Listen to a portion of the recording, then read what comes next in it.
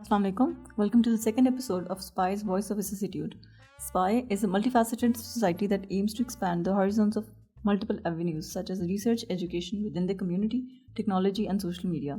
This is Dr. Hina Inam from AWSP, a non-profit organization providing a networking forum between women surgeons at various stages in their career.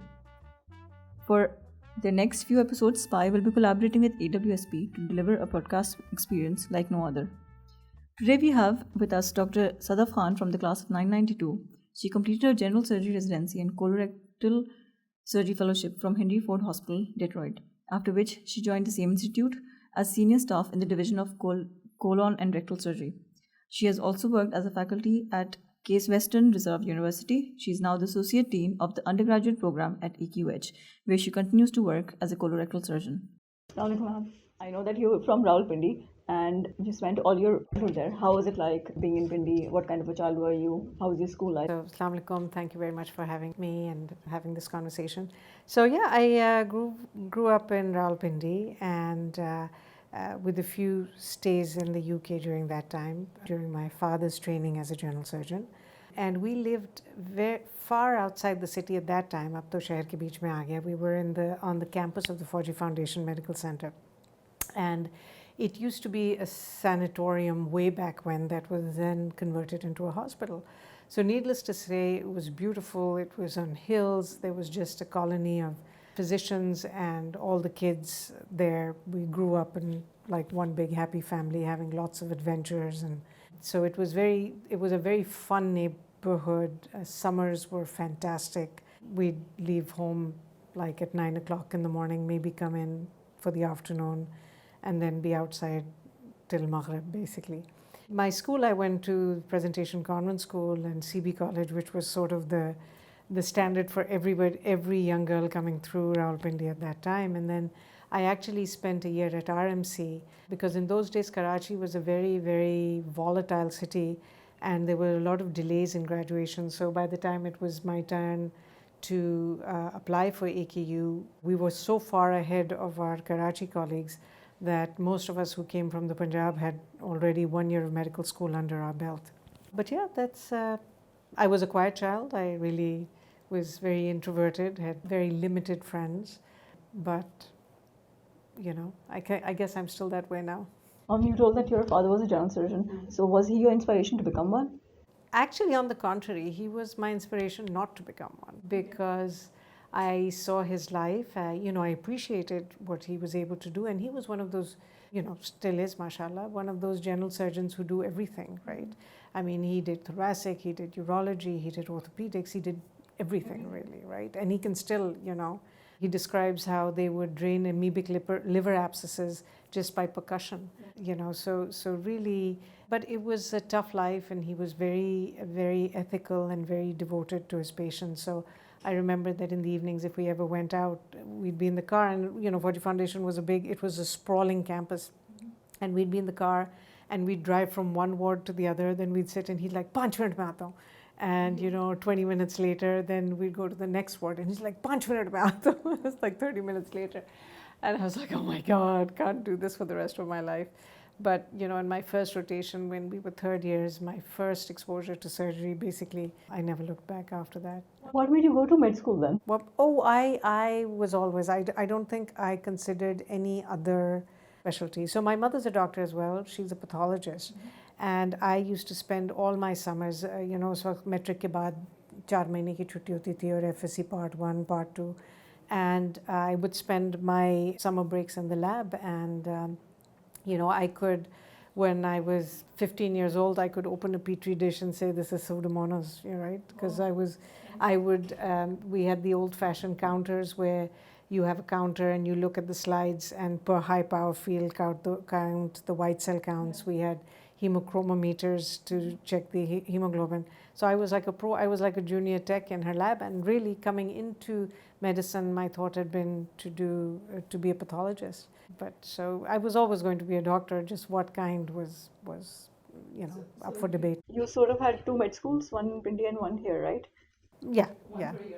How was the experience in both of them? So the teaching and everything was really good in Rawalpindi Medical College as well. I can't, fault it at all. But what was challenging was that there was a lot of, and maybe it was that time, there were a lot of these restrictions that, there were like 20 girls and there were like, I don't know how many hundreds of boys, and there could be no communication between the two genders. You couldn't even speak, like it was taboo.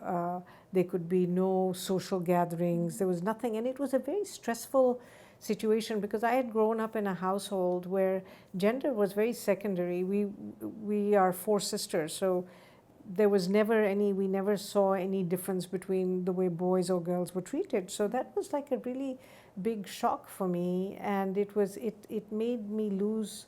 I was an introvert as it was, and it sort of beat down on my self-confidence a little, because here I was thinking, oh, I'm smart, I'm capable, but then all of a sudden I'm like, no, because you're a woman, you really have to just shut up. And I felt that was not a good fit for me. And the first thing that I felt when I came to AKU, and different people have different perceptions, was that I felt from the friends I had, from the people around me, that it was gender blind, it was language blind, it was religion blind. Nobody cared what sect I was, what language I spoke. It was just, I was really, truly just measured by my abilities. And that's how I've always wanted it, and that's my opinion now, that I know that we have to do a lot for inclusion and for gender balance, but my hope is that maybe not for my children's time, but by the time my grandchildren are ready to enter the workforce, that gender will be a non-issue. That gender will be a non-issue, color of your skin will be a non-issue, your last name will be a non-issue.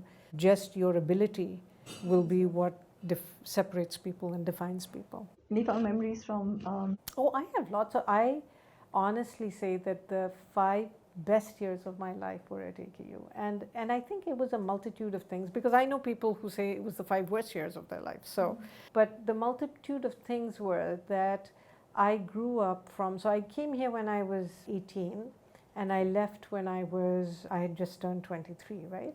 And for any young person, those are pivotal times of their lives. That's when you turn from child to adult.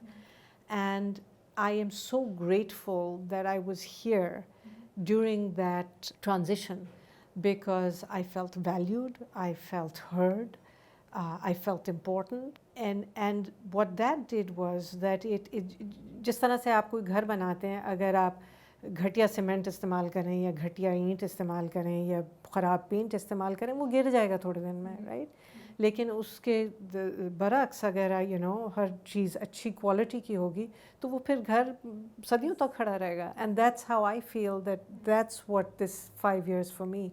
It built me. It was the foundation of what I am. And of course, my parents, my home, my everything, that initial confidence in myself and that belief in myself came from home. But as we all know, your home puts down the foundation, but what hits you in life can then impact you negatively as well. And no matter how strong the foundation is, the structure on top can be weak. But this place allowed me to make on that foundation, like this solid structure, that inshallah, that I'm happy with how I turned out. And we all know that there are things. I mean, I know I have flaws and we all work, but to make them better. But that's another thing that I think it gave me. It gave me this ability, this such confidence in myself that I am able to, without shame, identify my flaws and say, "Ha yaar, ab isko theek karna chahiye." So once you're done with your MBBS, you went on to do your residency. How was that? So I did my residency. So first I did general surgery, obviously, and that was challenging and interesting. And again, wohi cheez ke, sometimes when you're that young and you're that confident, I didn't even realize it might be hard, and it just sort of, I got very lucky. I got into a position. वहाँ के अलग challenges थे, specialty के अलग challenges थे कि I was really the only woman. 5-year program में हर साल 6 लोग थे, तो 36 में से, when I was there was one woman ahead of me at that point in time, and one woman came with me, and the rest were all men. And the woman who was with me then switched to ER halfway through the thing. I was preliminary, she was categorical, and when she switched to ER, I slid into that slot. And the thing was that having come from AKU, And with the group of friends that I had, again, I saw no gender. So it didn't bother me. And they are some of my best friends even now. And, it was like the army, basically, because this was before not the army, it was like a war front, basically. It was not the 80-hour work week. We would even easily put in 110, 120 hours. One year, my fourth year, I did alternate call for 4 out of the 12 months, right? I have no recollection of that year at all, because it was just that way. So it was, we used to say was what doesn't kill you can only make you stronger. And I got through it, and then it came to, picking a specialty. And because I had always planned to come back to Pakistan, the thought was, कि क्या ऐसी चीज़ होगी that will make me stand out, right? And I felt that being a woman, I would probably get a lot of breast cancer patients or breast disease-related patients. And it wasn't one of my favorite subjects. I felt that I wasn't really good at it. I felt that it changed so constantly. And, it wasn't my funnest experience. But colorectal, on the other hand, I like guts. I like being in the abdomen, and so colorectal was the next most appropriate thing. And I don't regret it at all. I enjoy it. I enjoy the fact that I can help, especially here. I can help women who otherwise will sit around with a disease pathology for years, and at the same time being able to do something that I enjoy doing. You came back to Karachi in 2006. What made it? Was always part of our plan. After we completed our trainings, my husband and I completed more or less at the same time. We had thought that we would stay on for a few years to sort of establish ourselves, establish our skill sets, and then we came back here. And the children were younger then, and we were happy for it to be that way. And we had a good time. It was we were here for about 5 years. And then my husband got a very good opportunity, and he was very, his colleagues there were very insistent in him coming over. And so we said, chalo, theek hai, but, because it's one of those things that sometimes जब आपको opportunity मिल रही हो और उसको मना करना, वो भी एक नाशुक्री की बात होती है. तो वो इतना उन्होंने उसको कम से कम 2 साल they were after him कि come and take this position. So we went and we were there for 5 years, and it was it gave the children a different opportunity, another sort of widen their horizon kind of thing. For me, because I never went back full time, I worked there as a surgical educator and part time as colorectal, for the very fact that the children were at an age where they needed more supervision, and we had no family support there.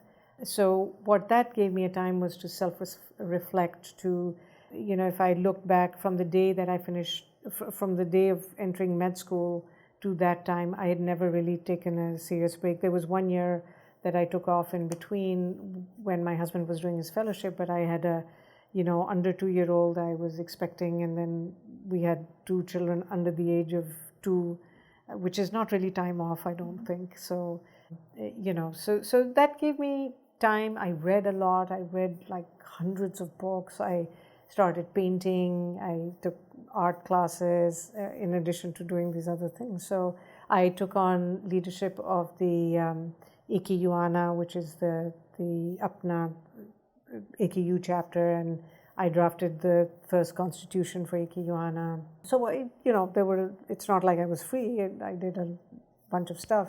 And then after 5 years, I was like, I really want to go back home. And at that point, I just, and what I would do was every summer, one of the reasons why I didn't go full time also was that I wanted every summer off. So that when the kids got out of school, I would just, pack the bags, we'd come back, open up our house, and we'd be here for 2 months or whatever. And at that point in time, I really felt that I wanted to come back home, and my husband and I discussed it, and finally it was like, okay, fine, we will come back. And kids were not happy. My daughter was in high school going into 11th grade, and very, very challenging time to switch, very challenging. But she is strong and resilient, and although she didn't speak to me for a year in there, but after that, I think that those perspectives widened her perspective as well, so that she's truly a citizen of the world and not of one place or the other. So I try to look at the silver lining for these things, and as does she. So I hope that it will serve the kids well, the ability to have lived in both worlds. While you were here, you were a full-time colorectal surgeon. You were doing a diploma as well. You were managing your life as well. How are you managing all of that? Well, it's so the ease of being here is, which was absent in the US, was the ability to, and I don't want to sound spoiled, but there are basic necessities of life, right? The खाना होने की ज़रूरत है, सफाई होने की ज़रूरत है, कपड़े धुलने की ज़रूरत है. So whereas in the US, I was doing all that myself, more or less. Here, I could outsource all that, right? Even driving the kids from one place to the other, I was driving. So while we were in Cleveland, our second stint, there were days when I would drive 100 miles a day. And since I came back, I said, I am not driving again. And so I have not driven, which was kind of stupid as well. So I'm going to have to start driving again. But, once you drive 100 miles a day, you really, you just like, I'm done. Yeah. So when all those sort of ADLs are taken care of, there is an amazing amount of time that you can find in your day. You just have to be able to sort of plan things. And now you're back again. I'm back again now. How does it feel? Oh, I just came back, and I feel now every time I've been to the US twice over summer for my kids. One graduated and one started college. And at about the 6-day mark, I'm like, okay, ab ghar jana hai. So I love it here. I love my work. I love the people I work with. I'm just very comfortable in my skin in the place that I find myself. You were a medical student here. Now you're the dean, associate dean of the UDME program. How does that feel? So I'm not a very deep thinker. so if I look at it, it looks like a really big deal. But to me, it's just a very great privilege that allows me the opportunity to do a lot of things that I feel would benefit the program. So it's very interesting. It's challenging. It has a lot of like if I want something done, there are very few hurdles with getting it done. Our dean is very supportive. The provost is very supportive. And so, whereas before I would have a lot of ideas that died sad and lonely deaths, now I can get things to fruition. And in fact, sometimes it's a little challenging. Ab ye yahan tak pahunchna hai, ab isko karna padega, right? Because even that's a challenge, right? Sometimes because things you have to not only implement, but things have to be maintained, and that is the challenge truly. But it's a great privilege. I'm very, very honored to have been trusted with this responsibility, especially as the founding dean. And I feel this responsibility that I have to set the tone for people to come after me. Yeah. So for me, you're the strongest woman I know. You've been through a lot in life as well. Would you like to talk about your survival story as well? Sure. And I talk about it. I'm not shy about it because I think it helped other people. So in 2017, that was about a year and a half after we relocated from the US. The usual, I found a lump and had a biopsy, and it was breast cancer. Mm-hmm. And really the first thought that came to my mind, I was like, thank God we are here. Because I could not imagine going through that away from friends and family and all that. The treatment required surgery and chemotherapy, and it's really not something that I would advise for anyone. And so everybody should get their mammograms when they should get their mammograms, and be careful about it. But what I found was that I honestly am grateful that I had it, because it truly, I feel that I had settled into this routine of life where, ye hafta hai, phir agla hafta hai, and you forget that life is finite and that life changes on a dime. And it was really, I think, the Almighty giving me a, kaske thappad ke wake up, you are capable of so much more, right? And so that was one version of it, that when I came out of it, I really, honestly, like, some people enjoy Sundays where they do nothing.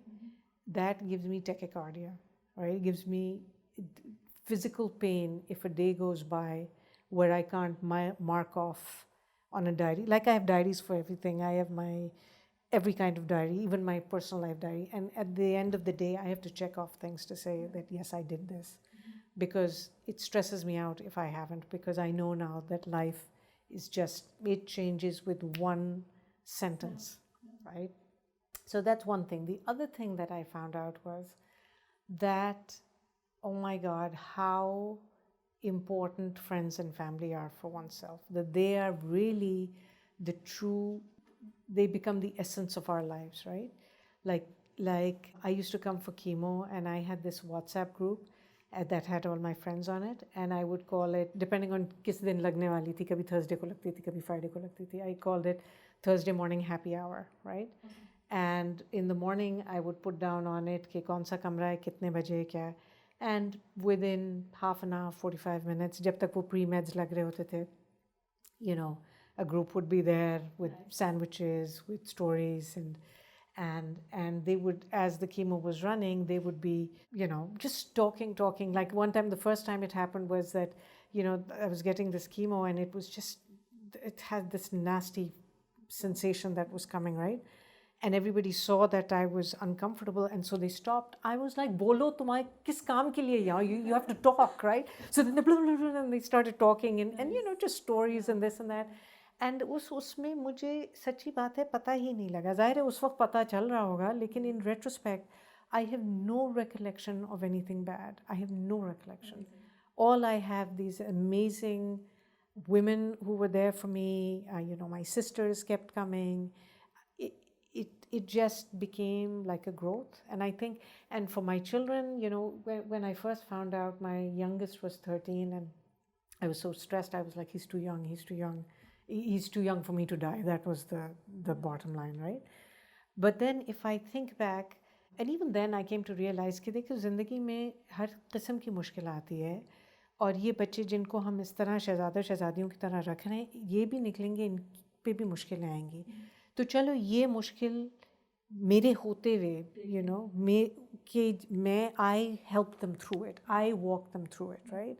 Along with my family. And I think it can only have made them more resilient, because they had so much support. Not for a day were they alone. Not for a day did they have to worry about, who will take care of something, right? They were always there supported. So I'm hoping that they learned those tools. It's like simulation, right? So that was my story, and a lot of things came out of it. And I like to say that the one thing I had a whole bunch of rules that I wrote out, case mein se kya hoga, and I've written about it as well. But the one basic thing is, if something needs to be done, do it. If something needs to be said, say it. And that needs to be, I think, as far as I'm concerned, everybody's motto. So, talking about strong women, how do you feel to be the president of AWSP, and any future goals? So, I mean, again, it's a great honor. And what I think the future goals are that, like everything else in this world, this pandemic has basically thrown a damper on everything. But as we're coming out of it, and because this is the maximum we're going to come out of it, we need to get ourselves more organized. I hope that we can create greater outreach. We have colleagues across the country now. Through them, we have to reach out, get more and more women involved, young women involved. At the trainee level, we need to get women involved so that they grow with the organization and it becomes there. And I was there at the beginning, but I am more than happy to hand it over and take a back seat, because this is your guys' group now, right? You are the face of surgery in Pakistan and women going forward. So. Thank you so much for doing this. And last, would you like to give us some words for the intern residents, students? So this is what I always, students and interns come to me and talk about, well, मैं surgery में interested हूँ, या मैं ये करना चाहती हूँ, या करना चाहता हूँ. My advice to everyone, and this is what I told my children, none of my doctors none of my three are physicians or ever remotely going to be physicians, right? Because my theory has always been do what you love. If you don't love it, don't waste time with it, right? You know, I may not be very religious, but I'm spiritual and I believe these certain things कि जिसका risk जितना लिखा है वो लिखा है, ठीक है ना? तो जो आपका रिस्क होगा वो आपको मिलेगा, चाहे कोई बहुत आप ऐसी चीज़ करें जिसमें बहुत पैसे बनते हों, चाहे ऐसी चीज़ करें जो बहुत ही मामूली हो, right? You must love it. From love comes excellence. That's my only piece of advice.